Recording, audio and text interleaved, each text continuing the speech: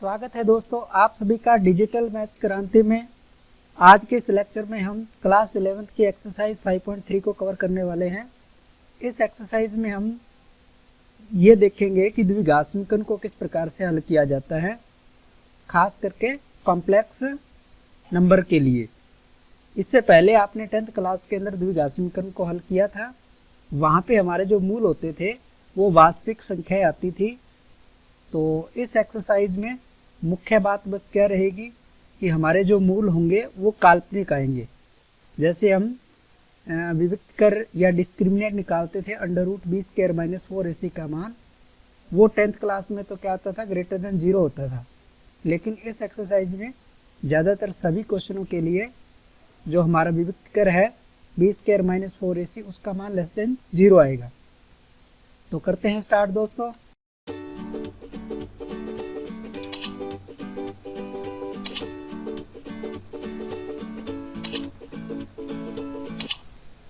तो दोस्तों द्विघात समीकरण को हम जानते हैं कि किस प्रकार से इसका मानक रूप होता है। द्विघात समीकरण का अगर हम मानक रूप लिखें, मानक रूप, तो हम जानते हैं कि ax² + bx + c = 0, ये द्विघात समीकरण का मानक रूप होता है।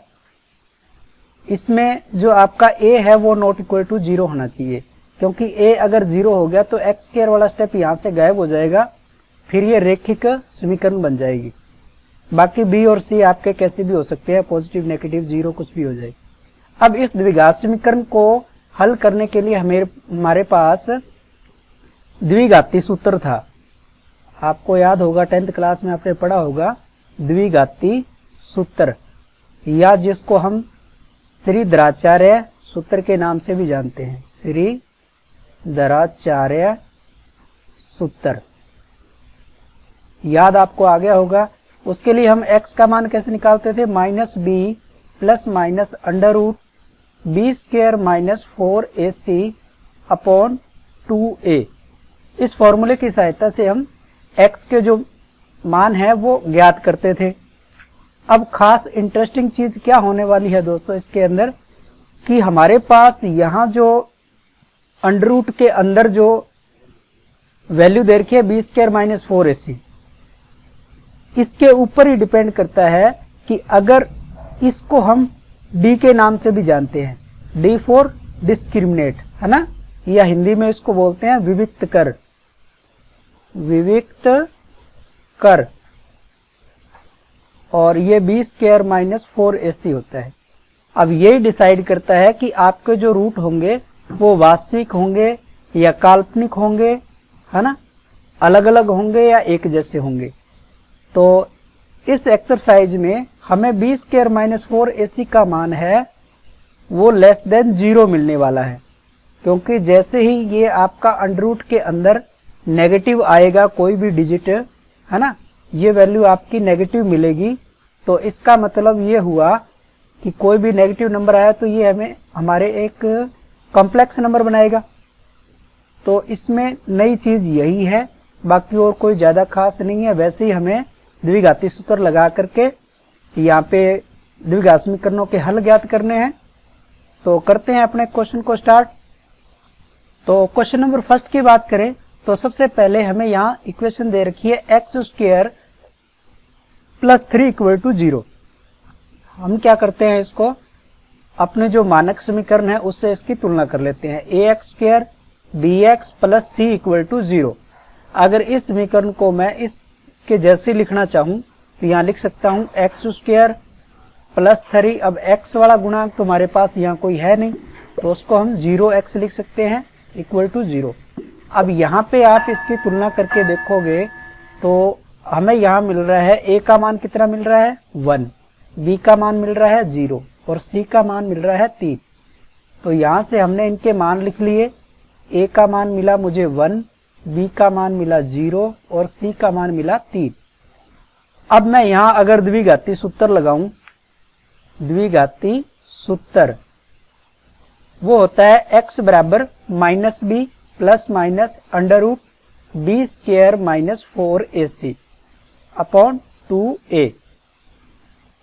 तो इसके अंदर हम मान रख देते हैं, या आप चाहो तो ये जो आपका विविक्तकर है इसका मान अलग से भी निकाल सकते हो, मैं इसी के अंदर ही निकाल रहा हूं। माइनस बी का मतलब 0 plus minus under root b square का मतलब 0 का वर्ग माइनस 4, ए का मान है 1 और सी का मान है 3, ये अंडर रूट के अंदर ही है, अपॉन 2 मल्टीप्लाई 1। तो यहां से मुझे अब आंसर मिलने वाला है, ये तो 0 तो माइनस प्लस का इसका कोई रोल रहा ही नहीं है ना, प्लस माइनस अंडर रूट, ये आपका आ गया माइनस का 12 अपॉन 2, अर्थात ये आ गया आपका प्लस माइनस का, अब अंडर रूट में नेगेटिव आया है उसके लिए तो हो जाएगा आयोटा, और ये जो आपका 12 है इस 12 को भी हम लिख सकते हैं 4 मल्टीप्लाई 3 में लिख लेते हैं, तो प्लस माइनस आयोटा, 4 का अगर अंडर रूट निकाले तो 2 आता है और अंडर रूट 3/2। तो यहाँ हम देख पा रहे हैं कि 2 से 2 कैंसिल हो जाएगा, तो हमारे पास यहाँ आंसर आ गया plus minus iota under root 3। तो ये हमारे पास आंसर आ गया। अब अगर इसको हम कॉम्प्लेक्स नंबर के रूप में लिखना चाहें तो कॉम्प्लेक्स नंबर में भी आप लिख सकते हो। यहाँ पे वास्तविक मान क्या है आपका 0 plus minus iota under root 3। तो देखा हमने कि x का मान हमें कैसा मिला, एक समिश्र संख्या मिली है ना। आप ये आंसर लिख करके आओगे तो भी सही है, कोई दिक्कत नहीं है। तो इस प्रकार से हम ये सारे क्वेश्चन बड़ी ही आसानी के साथ कर सकते हैं। इसमें से हम कोई और क्वेश्चन ले लेते हैं। तो यहाँ मैंने क्वेश्चन नंबर 4 ले लिया है दोस्तों। क्वेश्चन नंबर 4 में हमें दिया है minus x square plus x minus 2 equal to 0। अब इसमें इस द्विघात समीकरण में आप चाहो तो माइनस को पूरी समीकरण से गुणा करके एक्स स्क्वायर का गुणा पॉजिटिव बना सकते हो, या तो आप पॉजिटिव बना के कर लें, अगर नहीं बनाना है तो आप डायरेक्ट ऐसे भी कर सकते हैं। तो मैं डायरेक्ट ही करके आपको दिखा रहा हूं, dx plus C equal to 0। इस मानक रूप से हम तुलना करें तो यहाँ पे आप देख पा रहे हो कि a का मान तो आपको क्या मिलेगा 1 मिलेगा, b का मान हमें क्या मिलेगा 1 मिलेगा और c का मान -2 मिलेगा। तो तुलना करने पे हमने देख लिया कि a का मान -1, b का मान +1 और c का मान -2। सबसे पहले अब मैं यहाँ पे डिस्क्रिमिनेट चेक कर रहा हूँ।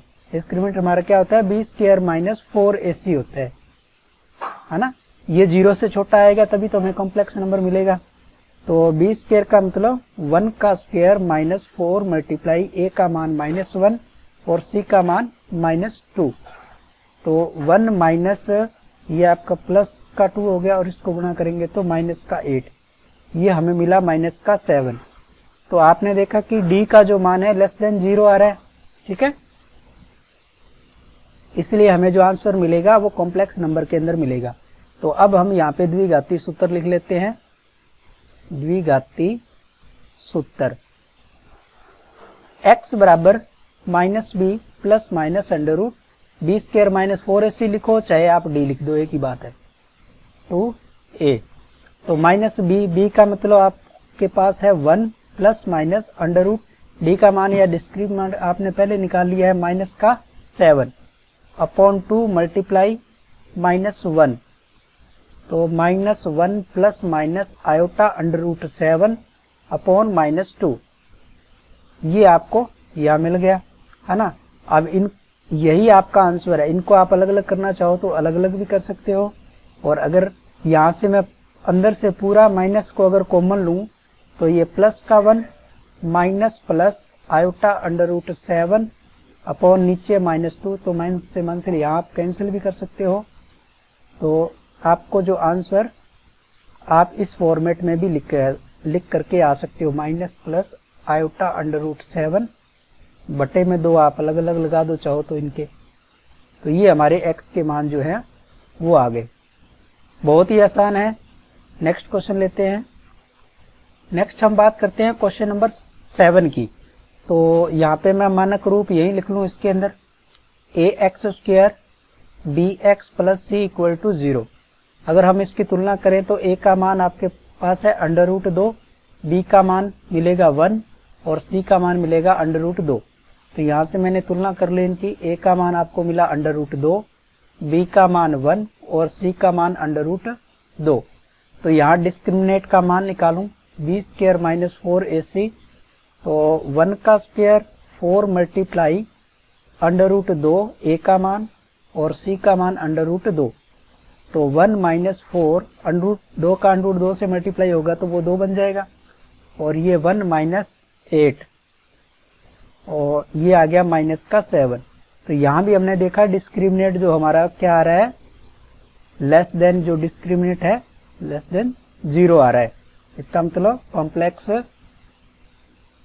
इसके जो रूट है वो कॉम्प्लेक्स नंबर आने वाले हैं। द्विघाती सूत्र लिखते हैं। द्विघाती सूत्र, तो आप इसमें देख पा रहे हैं कि लगभग सारे सवाल एक जैसे ही हैं, कोई ज्यादा इसमें अलग से कुछ भी नहीं है। b² - 4ac लिख दो, चाहे d लिख दो, आप यहाँ पे कुछ भी लिख सकते हो। 2a, तो -b का मान है 1 प्लस माइनस √ डिस्क्रिमिनेट का मान हमने निकाल लिया कि -7 है, और अपॉन 2 a का मान आपके पास √2 है। तो ये वैल्यू मुझे मिल गई 1 - 1 प्लस माइनस आयोटा √7 बाई 2√2। तो ये हमारा क्या है, आंसर हो गया। इसको आप चाहे अलग अलग लिखना चाहते हो तो अलग अलग करके भी लिख सकते हो, और अगर ऐसे ही लिख के आते हो तो भी आंसर बिल्कुल सही है। नेक्स्ट क्वेश्चन की तरफ चलें। और हाँ दोस्तों, अगर ये वीडियो आपको पसंद आ रही है तो प्लीज इस वीडियो को आप लाइक कर दें, शेयर कर दें, और अगर चैनल पे पहली बार है तो प्लीज चैनल को भी सब्सक्राइब कर लें। बढ़ते हैं अपने नेक्स्ट क्वेश्चन की तरफ। क्वेश्चन नंबर 8 में अगर मैं मानक द्विघात समीकरण से इसकी तुलना करूं तो मुझे ए बी सी के मान किस प्रकार से मिल रहे हैं। आप यहाँ पे इजीली देख पा रहे हो, ए का मान मुझे मिल रहा है √3, बी का मान मिल रहा है -√2 और सी का मान मिल रहा है 3√3। तो यहाँ मैं लिख लेता हूँ। सबसे पहले आप यहाँ लिख सकते हो कि तुलना करने पर, है ना, तुलना करने पर, ये आप हर एक सवाल में ऐसे ही लिखोगे। तो ए का मान मुझे मिला √3, बी का मान मिला -√2 और सी का मान मिला 3√3। तो यहाँ डिस्क्रिमिनेट का मान निकालूं b² - 4ac का, तो b² का मतलब -√2 का वर्ग, -4 मल्टीप्लाई a का मान √3 और c का मान 3√3। तो इसका वर्ग करेंगे -√2 का, तो ये तो मिलेगा मुझे 2, और √3 का √3 से मल्टीप्लाई होगा तो वो 3 हो जाएगा। 3 का 3 से गुणा 9 और 9 चौके 36, तो ये मिल गया -34। तो यहाँ हमने देखा कि डिस्क्रिमिनेट हमारा क्या है, 0 से छोटा आ रहा है, तो ये हमें डिस्क्रिमिनेट मिल गया। ठीक है, अब हम अपना द्विघाती सूत्र लिख लेते हैं। द्विघाती सूत्र x बराबर -b plus minus √b² - 4ac upon 2a। तो -b का मतलब आपके पास -√2 दिया है, तो मैं ब्रैकेट में लिख लेता हूँ, प्लस माइनस डिस्क्रिमिनेट की वैल्यू -34 आ रही है, अपॉन 2 मल्टीप्लाई a का मान आपके पास √3 है। तो ये हो गया प्लस का √2 प्लस माइनस। अब 34 को आप अगर फैक्टर करोगे तो 17 मल्टीप्लाई 2 होता है, तो इसका कोई लॉजिक नहीं है, √ तो में निकलेगा नहीं, इसलिए इसको √ के अंदर ही रख देता हूं। और ये आपको मिल गया यहाँ से 2√3। यहाँ पे अपने एक काम और कर सकते हैं, मैं इसको जो आपका 34 है उसको तोड़ देता हूँ, √2 मल्टीप्लाई 17 में तोड़ देता हूँ, ऐसा अपने कर सकते हैं। तो मैं क्या करता हूँ, अब √2 यहाँ से ऊपर से आपका कॉमन आ जाएगा, ये रह जाएगा 1 प्लस माइनस आयोटा √17, और नीचे हमारा क्या है 2√3। तो यहाँ से हम देख पा रहे हैं कि ये किस प्रकार से हो जाएगा, ऊपर नीचे में अगर √ का मल्टीप्लाई करा दूं तो √ का ऊपर भी मल्टीप्लाई और √ का नीचे भी मल्टीप्लाई। तो यहाँ देखेंगे कि ऊपर 2 का अंडर रूट 2 से मल्टीप्लाई होकर के आपको ऊपर तो 2 मिलेगा, plus minus iota under root 17 और नीचे आपका हो गया 2 अंडर रूट 2 और अंडर रूट 3। इन दोनों को हम कंबाइन कर सकते हैं, ये 2 से 2 कैंसिल हो जाएगा और तो हमारे पास फिर बचा क्या, 1 plus minus iota under root 17 by under root 6। आप इस फॉर्मेट में भी आंसर को लिख के आ सकते हैं। और अगर आपने इतना करके आंसर यहीं दे दिया तो भी आंसर क्या हमारा सही है, ये भी आंसर गलत नहीं है। ठीक है, तो बढ़ते अपने नेक्स्ट क्वेश्चन की तरफ। क्वेश्चन नंबर 9, 10 के अंदर दोस्तों मैंने क्वेश्चन नंबर 10 ले लिया है, तो 9th इसके जैसा ही है, आप उसको खुद से करके देखना। क्वेश्चन नंबर 10 की बात करें दोस्तों, तो क्वेश्चन नंबर 10 में यहाँ हमें जो ये क्वेश्चन दे रखा है उसके अंदर ये जो एक्स स्क्वायर के बाद प्लस एक्स आ रखा है, ये प्लस एक्स क्या है, ये फालतू आ रखा है, ये नहीं होना चाहिए यहाँ पे। तो इसको हम अगर यहाँ सही करें तो इसको हमें यहाँ से हटाना पड़ेगा, क्योंकि ये आंसर के हिसाब से देखें तो ये क्वेश्चन में नहीं होना चाहिए। तो हम सही क्वेश्चन इसका लिखें, x square plus x by root 2 plus 1 equal to 0। तो इस क्वेश्चन में ये जो x है, ये x यहाँ पे फालतू दे रखा है, ये यहाँ पे नहीं होना चाहिए। अगर इसको यहाँ प्लस हम मान के चलते हैं तो हमारा आंसर जो इसके हिसाब से कुछ अलग आएगा। तो हम इसका सही रूप ये ले लेते हैं कि अगर हमारा क्वेश्चन जो है इस फॉर्मेट में होता तो हमारा आंसर किस प्रकार से आएगा। ठीक है, तो कई बार बुक में क्वेश्चन टाइप होते वक्त मिस्टेक हो जाती है, तो यहाँ भी मिस्टेक होगी। तो हम इसको ये क्वेश्चन मान करके इसको सॉल्व करते हैं।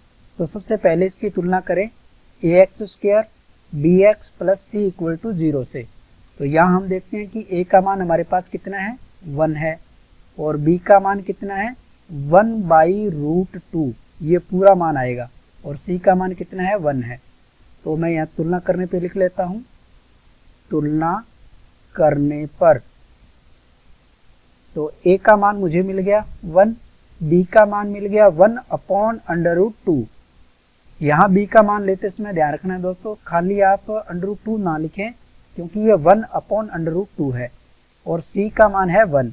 तो यहाँ डिस्क्रिमिनेट का हम यानी कि व्युत्क्रम का मान निकालते हैं, बी स्क्वायर माइनस 4ac। तो 1 अपॉन रूट 2 का स्क्वायर माइनस 4, ए का मतलब है 1 और सी का मतलब भी है 1। तो ये मिल गया मुझे 1 upon 2 minus 4।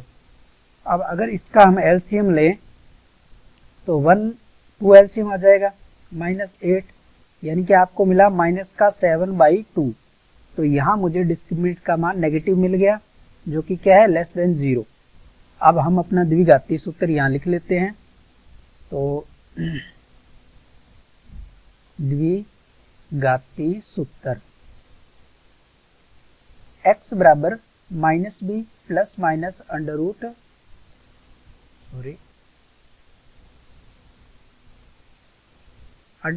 B square minus 4ac upon 2a। तो माइनस बी का मतलब है हमारे पास 1 अपॉन रूट 2 प्लस माइनस, और डिस्क्रिमिनेंट का मान हमने निकाला है कि माइनस 7/2 और अपॉन में 2 मल्टीप्लाई 1, ये 1 upon root 2 plus minus iota under root 7 by under root 2, इसको मैं ऐसे लिख सकता हूँ। और तो यहाँ से ऊपर से अंडर रूट 2 अगर कॉमन आकर के नीचे आता है तो यह आ जाएगा -1 plus minus iota root 7/2 root 2। तो ये हमारे जो है वो x के जो वैल्यूज हैं, रूट है, वो हमारे पास आ गए हैं, और यही हमारा क्या है, आंसर है।